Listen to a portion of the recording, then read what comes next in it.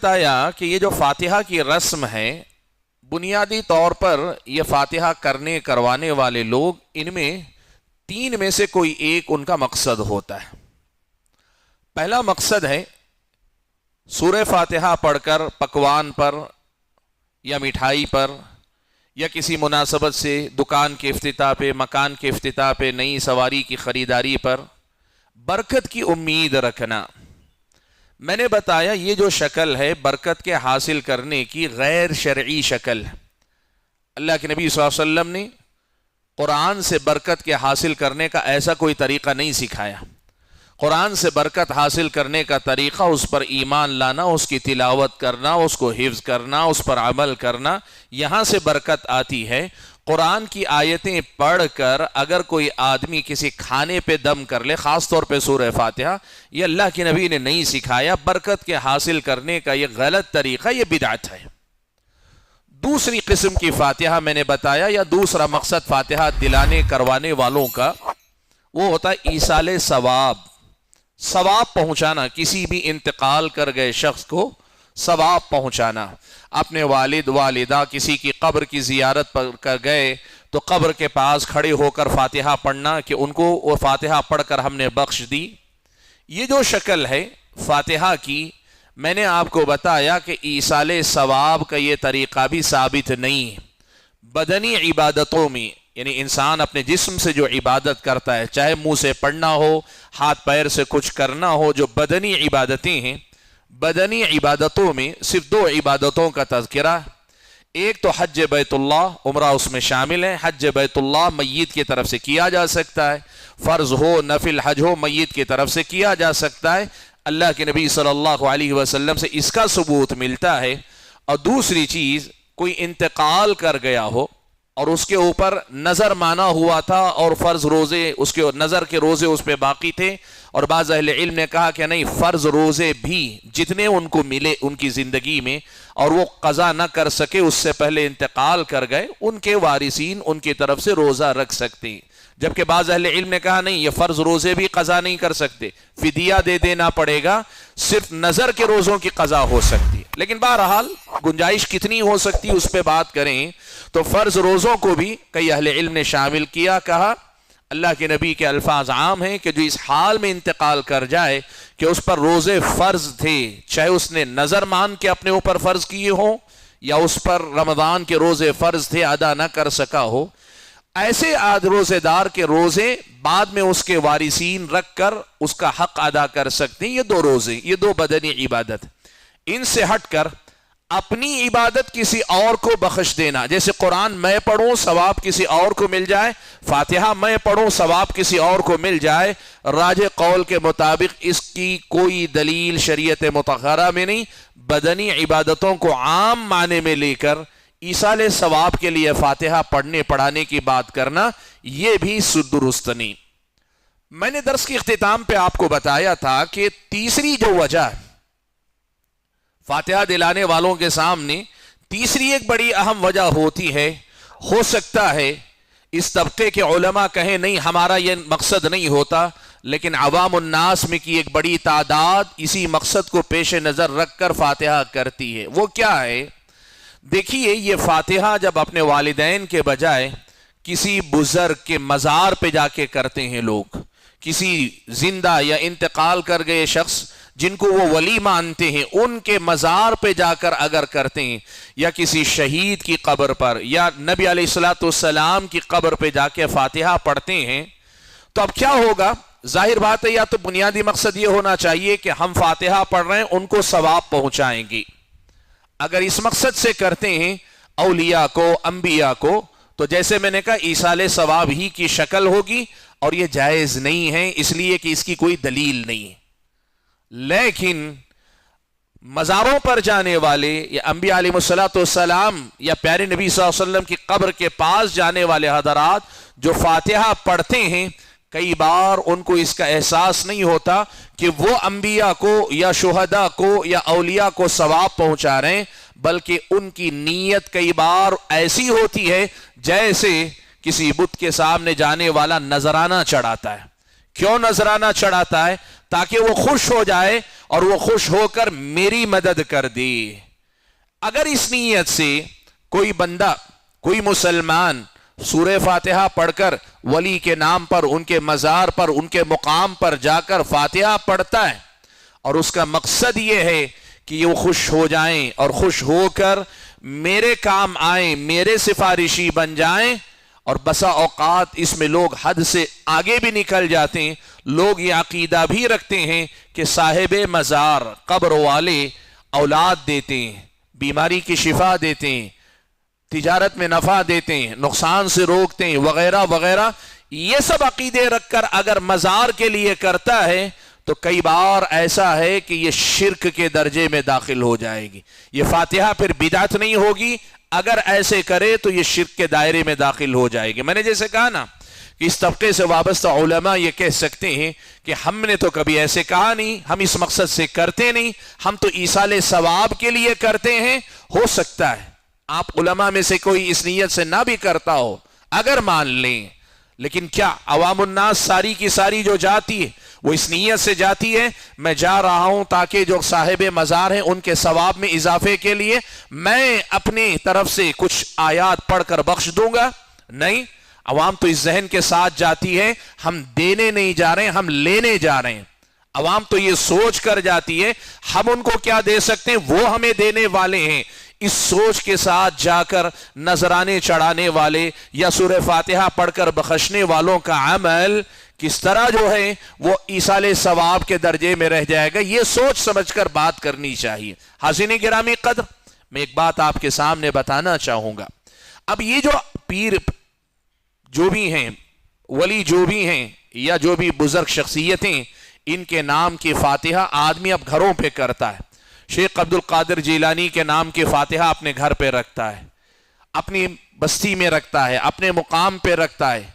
کاروبار میں اپنے دکان میں کرواتا ہے۔ وہ کیسے؟ جیسے آپ جانتے ہیں کوئی آدمی اللہ تعالیٰ کی طرف تقرب اختیار کرتا ہے، اللہ کی راہ میں صدقہ دے کر، اللہ کی راہ میں خرچ کر کے اللہ تعالیٰ کا تقرب حاصل کرنا چاہتا ہے، لگ بھگ یہی شکل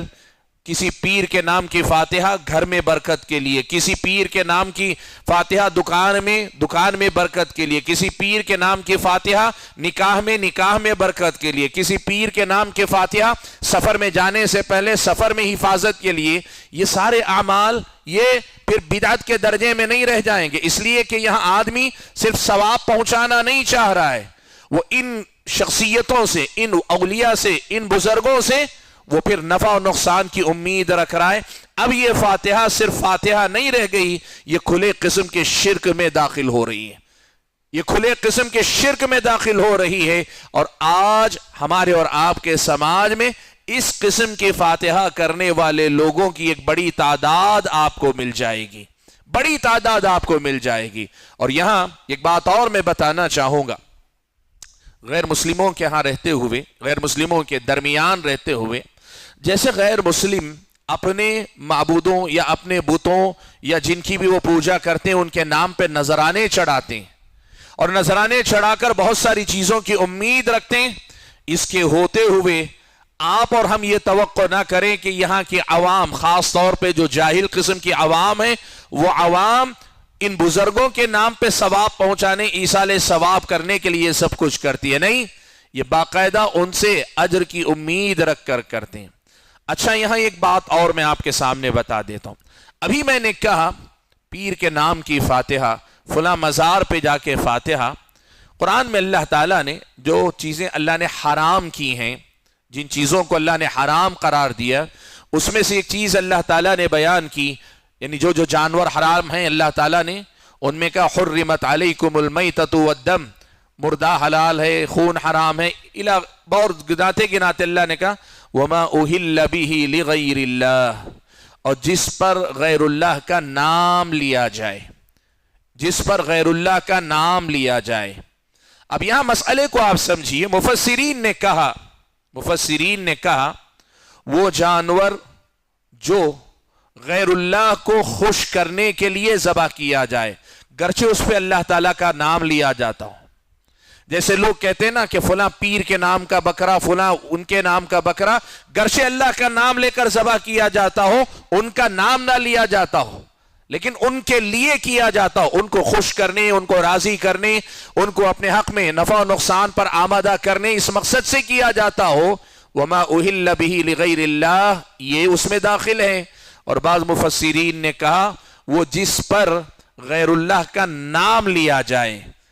غیر اللہ کا نام لیا جائے، گرچہ کھلاتا فقیروں کو ہے، مسکینوں کو ہے، مزار کے پاس جا کر فقیر و مسکین کو کھلاتا ہے، تبرک عام لوگوں میں بانٹتا ہے، لیکن اس پہ نام کس کا لیتا ہے؟ اللہ کے نام کے بجائے یا اللہ کے نام کے ساتھ غیر اللہ کا نام لیتا ہے، کسی بت کا یا پھر کسی پیر کا، فقیر کا۔ یہ جو نام لینا ہے یہ تعظیم کی وہ قسم ہے جو صرف اللہ تعالیٰ کا حق ہے۔ اگر کوئی آدمی یہ غیر اللہ کا نام لیتا ہے تو یہ شرک کرتا ہے۔ یہ دونوں تفصیل آپ سامنے رکھیں اور اس کو لے کر آئیں، فاتحہ پہ ہم اس کو جو ہے سمجھتے ہیں۔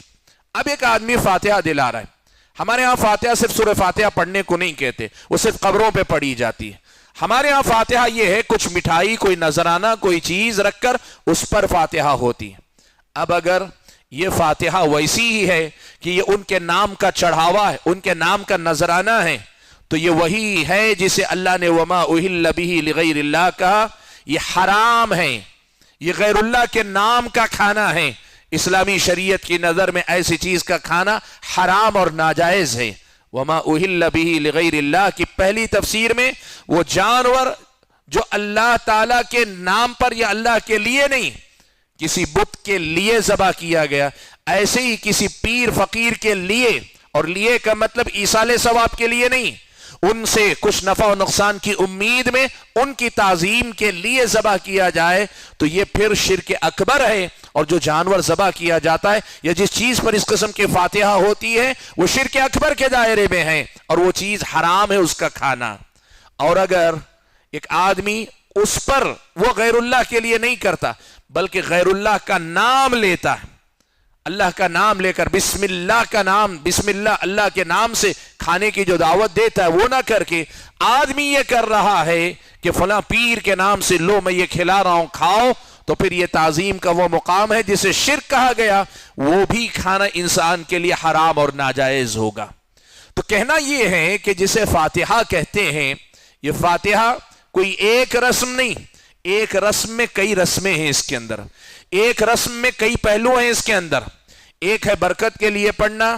برکت قرآن میں اللہ نے رکھی ہے لیکن اس کے حاصل کرنے کا یہ طریقہ نہیں۔ دوسرا ایصال ثواب کے لیے کرنا، بدنی عبادت قرآن کی خوانی کر کے سورہ فاتحہ پڑھ کے کسی زندہ یا مردہ کو آپ بخش نہیں سکتے، اس کی کوئی دلیل نہیں۔ اور تیسرا جو آج میں نے بتایا کہ یہ فاتحہ صرف فاتحہ نہیں رہ جاتی، خاص طور پہ جب بزرگوں، نیک لوگوں یا مزارات یا انبیاء ان کی قبروں کے پاس جا کر آدمی کرتا ہے تو کئی بار اس کی حیثیت ایک نذرانے کی ہوتی ہے جو وہ صاحب قبر کو پیش کر رہا ہے تاکہ صاحب قبر اس سے خوش ہو جائے، اور یہ اسلامی شریعت کی نظر میں شرک کا درجہ ہے۔ اور عوام الناس